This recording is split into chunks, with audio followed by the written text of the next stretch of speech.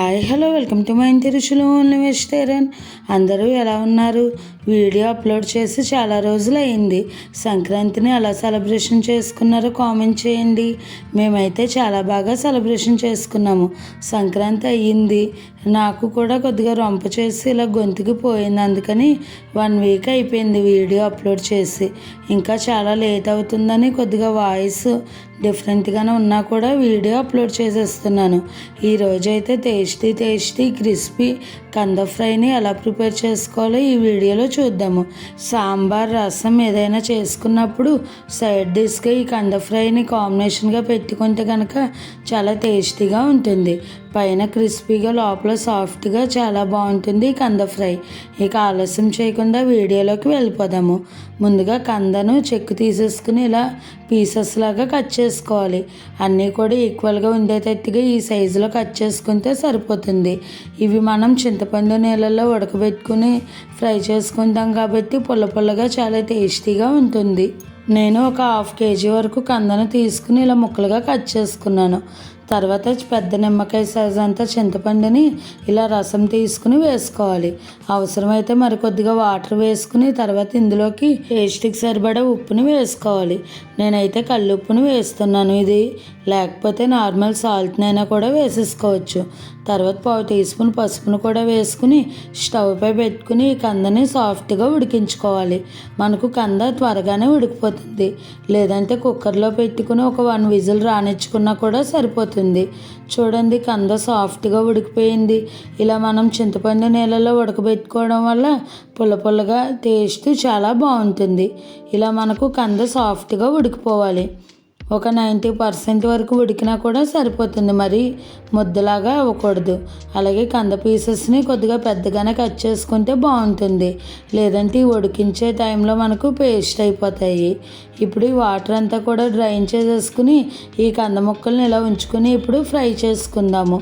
ముందుగా స్టవ్ పై ఇలా వెడల్పుగా ఉన్న కడాయిని పెట్టుకుని ఒక 4 టీ స్పూన్స్ వరకు ఆయిల్ని వేసుకోవాలి. ఈ ఆయిల్ హీట్ అయిన తర్వాత ఒక 10-15 వెల్లుల్లి రెబ్బల్ని ఇలా దంచుకుని వేసుకోవాలి. తర్వాత ఒక 2 లేదా 3 పచ్చిమిర్చి చీలికలను కూడా వేసుకుని ఈ వెల్లుల్లి పచ్చిమిర్చి కూడా ఫ్రై చేసుకోవాలి. ఇప్పుడు ఇవి ఫ్రై అవుతున్నప్పుడే ఒక 2 రెమ్మల వరకు కరివేపాకును కూడా వేసుకుని ఇవి ఫ్రై అయిన తర్వాత వీటిని పక్కకు తీసేసుకోవాలి. ఇలా మనం ఫ్రై చేసుకుని వేసుకోవడం వల్ల తినేటప్పుడు అక్కడక్కడ ఈ పచ్చిమిరపకాయ వెల్లుల్లిపై ఫ్లేవర్ తగులుతూ ఫ్రై చాలా బాగుంటుంది.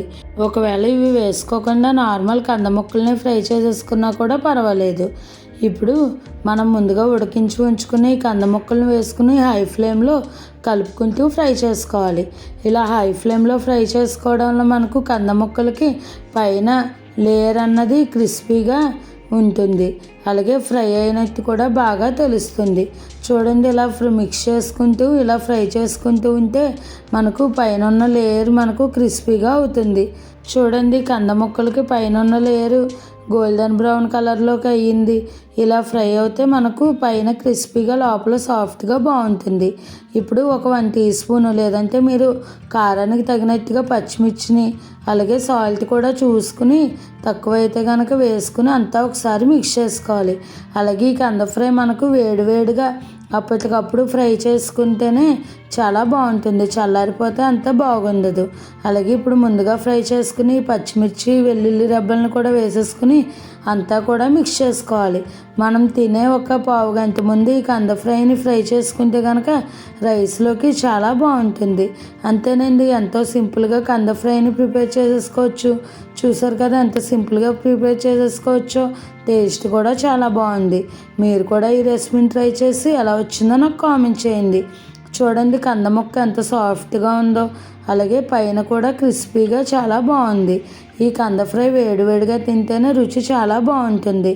ఇంకా మీకు ఏమైనా వెజిటేరియన్ రెసిపీస్లో వెరైటీగా హెల్తీగా టేస్టీగా సింపుల్గా కావాలి అనుకుంటే నాకు కామెంట్ చేయండి.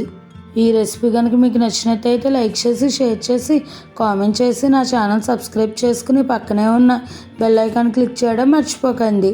Thanks for watching.